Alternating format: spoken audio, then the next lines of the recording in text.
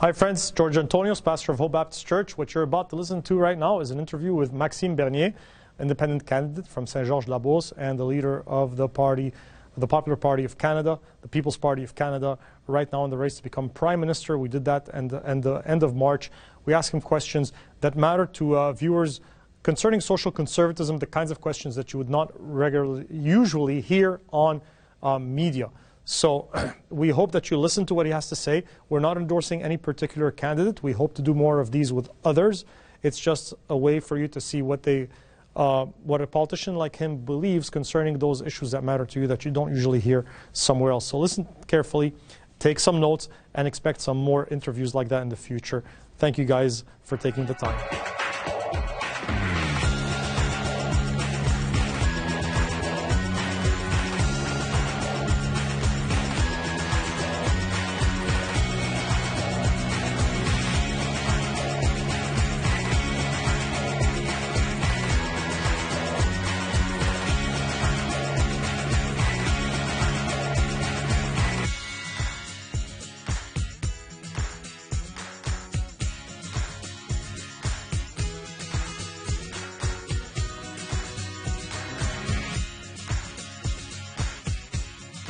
So I want to thank you very much for being with us today. I'm very pleased to be here and to have this possibility to speak to you and doing that interview. So I'm Maxime Bernier. I'm the leader of the People's Party of Canada. Our party is based on 4 principles: individual freedom, personal responsibility, respect, and fairness. And so if you want a principled alternative with the in Canada, we are the principal alternative. We are not doing politics like the other politicians. We don't believe in pandering to every special interest group. We don't try to please everybody. We're not saying something a day and the opposite the other day like the politician that you know in Ottawa. We are doing politics based on principles, and that's going very well. Our platform, it's all based on these 4 principles. If you want to see our platform on different subjects, you can go on our website, peoplespartyofcanada.ca, and I will invite you to look at it.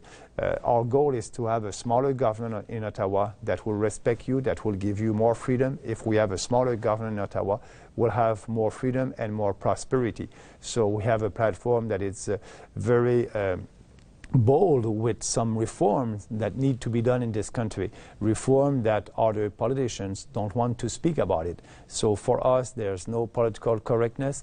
I think there's no taboo subject. We must speak about what it is important for this country, and that's what we are doing. So I invite you to go on our website, People's Party of Canada, and look at it. And I want to thank you very much. So have a nice day. Thank you. Hi, this is George Antonios. I'm the pastor of Hope Baptist Church, today in association with 316 Films. And we have the pleasure of interviewing Monsieur Maxime Bernier, who's an independent now member of Parliament from Saint-Georges-la-Beauce, and also the leader of the new party, the Popular Party of Canada. Monsieur Bernier, thank you for joining us this morning. Thank you very much. I'm very pleased to be with you. We're pleased to have you. It's an honor. And we'd like to just ask you, first of all, what if you split off from the Conservative Party, you started the Popular Party of Canada, and so our question would be, first, what distinguishes you from other candidates? What are the leading causes in your mind that you champion? Yeah, but the big difference with us and the other political parties and the Conservative Party of Canada, it's we are a party that is doing politics based on ideas, based on principles, and the 4 principles of our political party, of the People's Party of Canada, it is individual freedom. For us, it's very important. When you're free, you're responsible also at the same time. So personal responsibility and fairness and respect. Our policies are based on these principles. So we don't try like Andrew Scheer or other leaders to please everybody and to try to buy votes with people's money. So what we're doing, we have a policy with bold reform that need to be done in this country and on different subjects. So I think that's a big difference. I decided to leave and quit the Conservative Party of Canada because I said they're intellectually and morally corrupt. And I said that because they don't have any core values anymore. They're doing politics based on survey and polling, and so they look at what the population wants a day, and they will take a policy on that, and the other day that can be another policy. For me, being a politician, it's important to have some conviction and some principle, and I don't try to please everybody. I think people like what we are saying, and my goal as a politician is to convince more people about what we believe, about the freedom ideas. And if there's only, I don't know, 20% of the population who right now agree with our position on, I don't know, supply management, the ending of the cartel for dairy, poultry, and milk, for me that will be an incentive to speak more about that, because I know that's the best policy for Canadian consumers. So it's an example. But the other political parties, they will wait until they have 40% of the population on one side, and after that they will take a position. For us, you need to lead, you need to have a vision for this country, and I think that's what we're doing. Well, speaking of convictions, principles, liberties, there are some issues that are important to us that we'd like to ask you and kind of clarify your position on. Namely, as you know, there's a law in Quebec now on the sexual education in the schools, beginning at kindergarten, even third grade, basically sexualizing the children. And these things go very much against the moral values and convictions of many people of different faiths. And we understand that education is a provincial matter. But when there's an infringement upon the liberty of parents to raise their children according to the dictates of their conscience and their religion, the federal government is a guarantor of those rights. So basically, is there anything you could do to protect the freedom of those families that would not want their children part of such programs? First of all, I think you're right that education is a provincial jurisdiction, and the program of our party is not to interfere in provincial jurisdiction and respecting the Constitution. That being said, I believe in freedom of choice.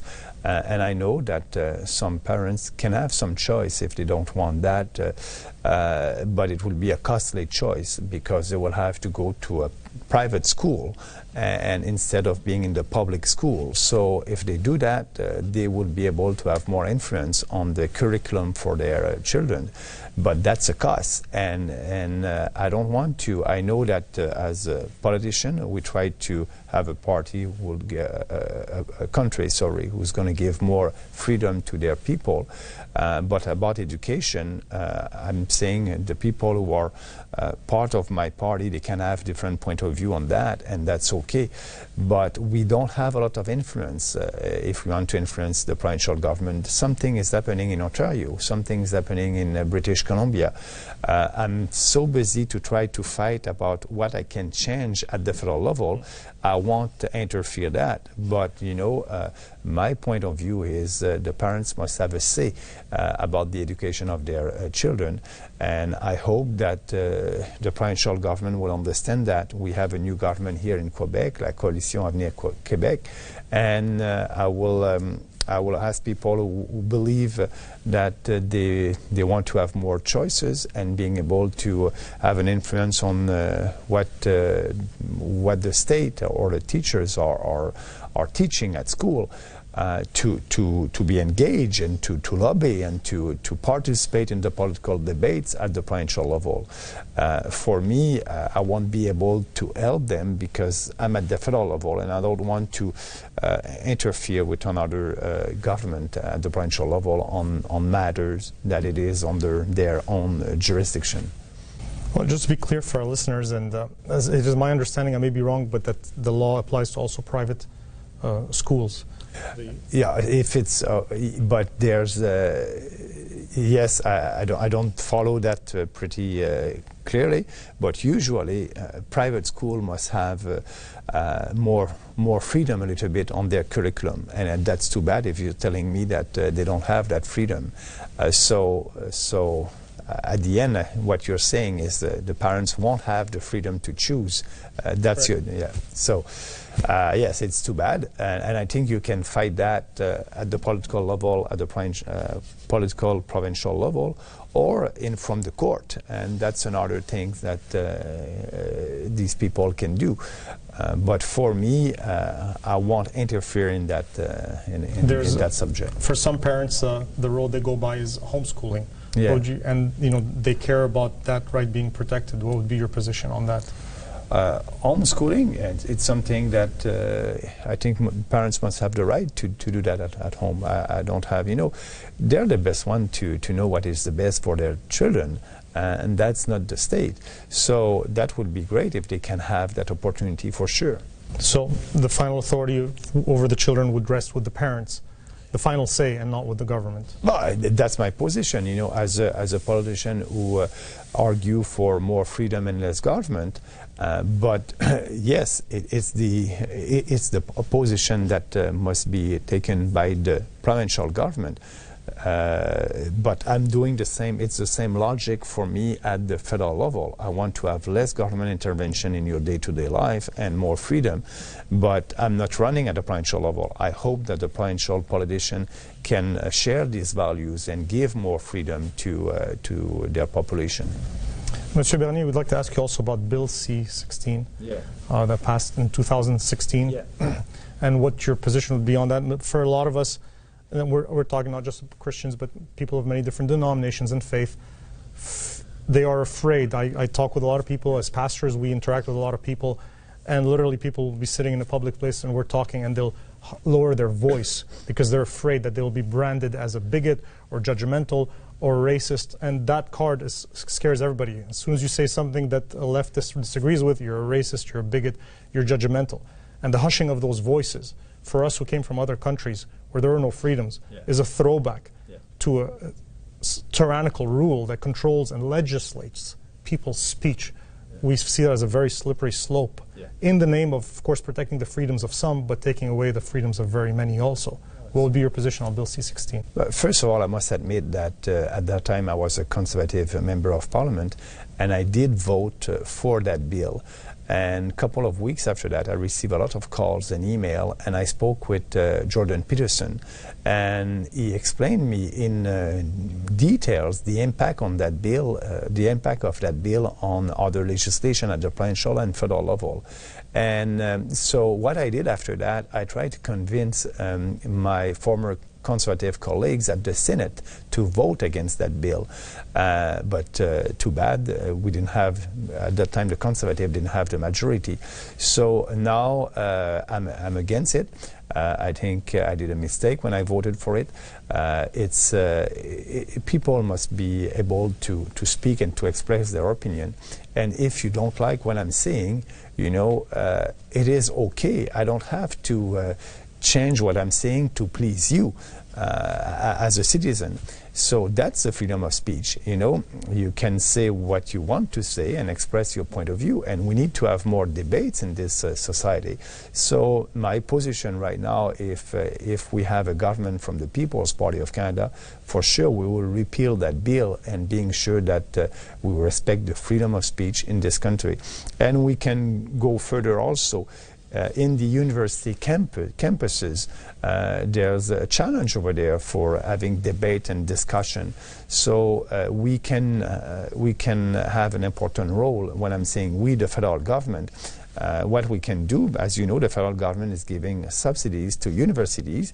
We can say to them, if you want to have the subsidies from the federal government, you must have a freedom of speech policy on your campus.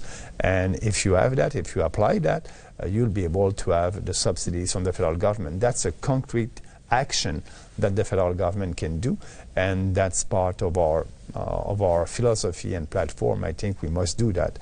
But you're right, C-16, it's a bill that is, if you look at all the impact that bill can have and is having right now, it is against our freedom of speech in this country. Mr. Bernier, M103, motion M103, which states that it condemns Islamophobia and all forms of systemic racism and religious discrimination. If the motion condemns all forms of systemic racism and religious discrimination, why is it that only one single group is mentioned in that very motion? For us, that's contradictory. Absolutely. That's why I voted against that motion, and because we must be able to have that freedom, and I think that the fact that the Trudeau government brought that in the House and having a vote on that, it was only to do identity politics, and I'm against that. We're not doing that at the People's Party of Canada.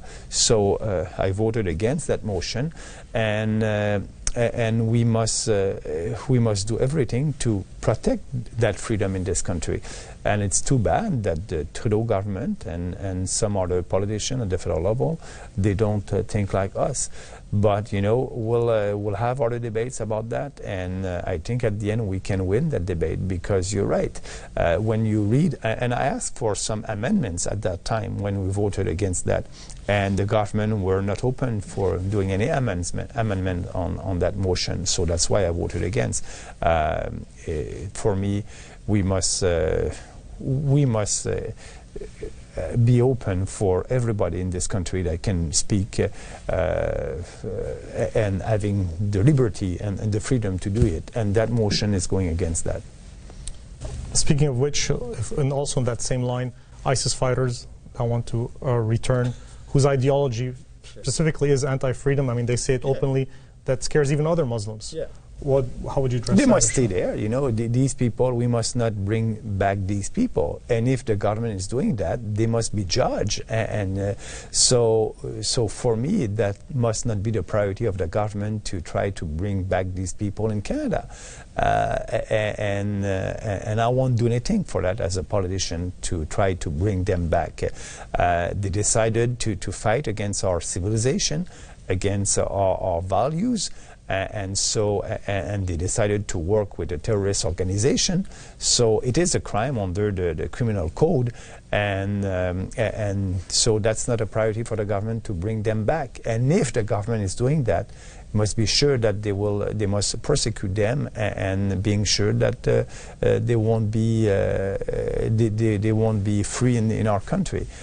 So for me, the position on that is they must stay over there where they are right now, and that's it. And we're not the only country in UK, in other countries, they're not trying to bring back these people. And I think our country must do the same thing. Mr. Bernier, correct me if I'm wrong, but we seem to have understood, I think on a show, that you were saying that if a private member would introduce a bill, if a bill came up on abortion, that you would allow the discussion and free vote on the issue. Is that correct? Absolutely. On that position, Justin Trudeau said that his party is a pro-choice party, and he doesn't want any of his candidates pro-life. Andrew Scheer said is personally a pro-life person, but he doesn't want his MPs to bring the subject of abortion in the House, and he will do everything to be sure that they won't do it. That's the same thing when I was a Conservative.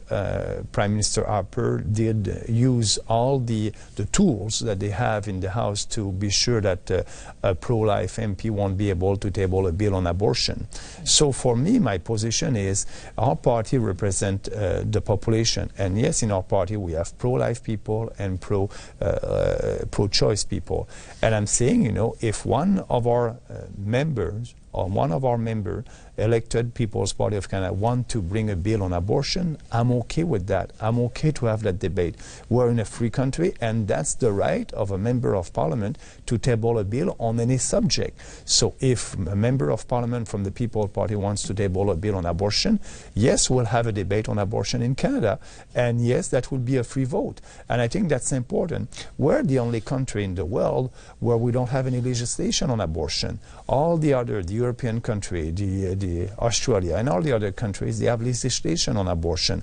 We're like Cuba and China and North Korea. So I will be open to have that debate, and that will have to come from a member of Parliament of the People's Party of Canada. And we have one candidate in Burnaby South, Laura Lynn, that did very well over there, and she's a pro-life lady, and I respect that. I respect that, and I told her, you know, if you win and that's important for you, I'm okay with that. Let's have this debate. It will be a free vote, and that's why we have a parliament in Ottawa, to debate subjects like that, and subjects that are important for Canadians. So that's my position, and I'm the only leader at the federal level who's having a position like that. All the other leaders, they don't want any debate on that subject. Well, Mr. Bernier, we represent a lot of constituents that are socially conservative, yeah, and they feel like they've been disdained, scorned over the years by people that are strictly fiscally conservative. A lot of those people that we represent that are socially conservative are not as active politically. They've come from other countries. They're not even aware of the issues. They might vote on a single issue like immigration. Yeah.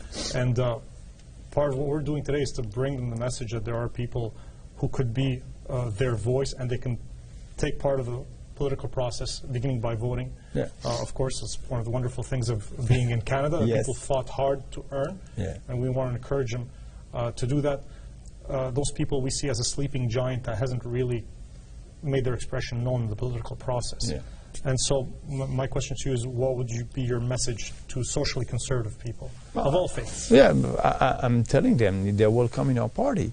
They will come in our party because we are respecting their point of view.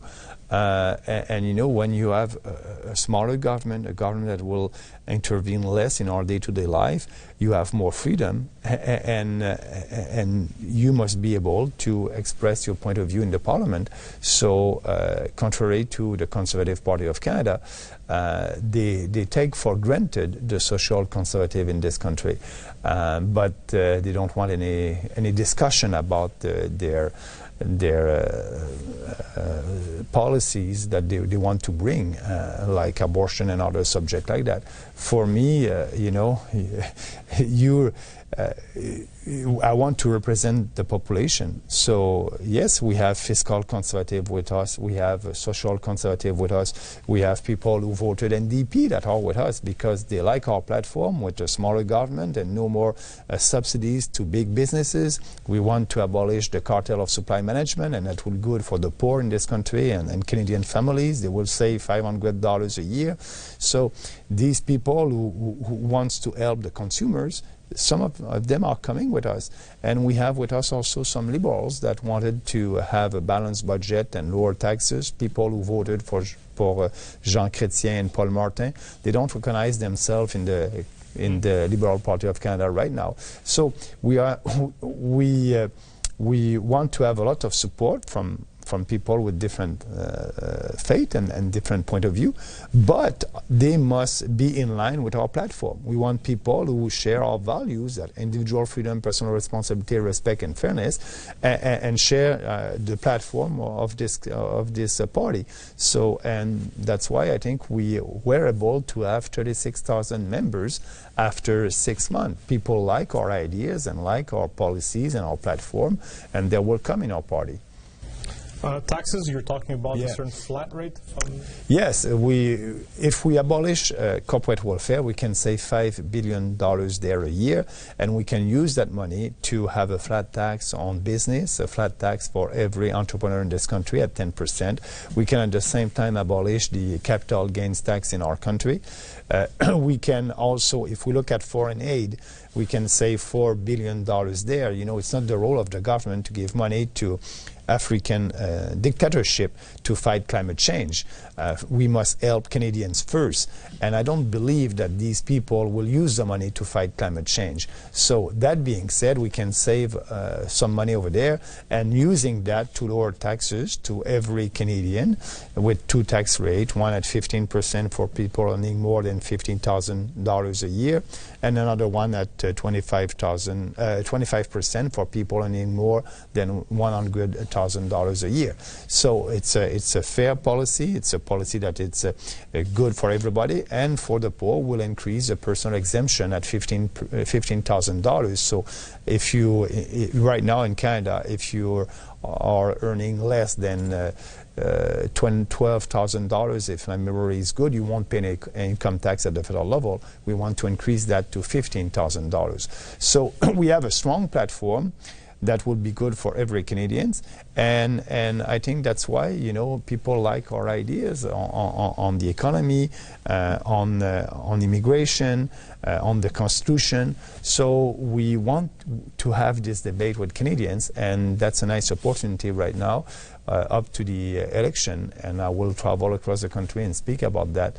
The more people understand our platform, I think the better it is for us. So, Maxime Bernier, you become, let's say, Prime Minister of Canada with majority. Yeah. What would the first 3 months be like for you? What are the priorities that you would tackle? But first of all, it will be to work on the budget, to be sure that we'll have a balanced budget. The second budget, I pledge that we will be able to balance the budget in 2 years. But the first budget must be a budget that will be on the unleash the private sector and being sure that we have more competition, more freedom to choose. So we have a lot of reform to do. That will be part of the first budget. But also, we can have debate on other subject also the first year, because if we have a member of parliament that table a bill on a subject like abortion or other subject, that will be part of the debate in the House. I don't control that, but that can happen, and I'll be okay with that. But the most important for me is to be sure to achieve our goal, that is to have our platform in force as soon as possible. So the first thing will be to form the cabinet, to work on the budget, to do the reform that need to be done, to start the reform about the equalization formula to be fair for everybody in this country, to be sure that we'll be able to build pipelines in this country, so, and if necessary, use the Constitution for that. So we'll be very busy to do all these reform, and that will be a nice challenge.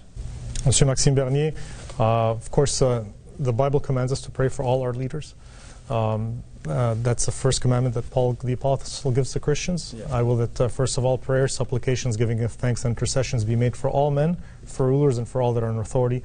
We pray for you, we pray for others, and we want to thank you today on behalf of Hope Baptist Church, 316 Films, and all the churches and all the socially and fiscally conservative people that we represent of all religions and faiths.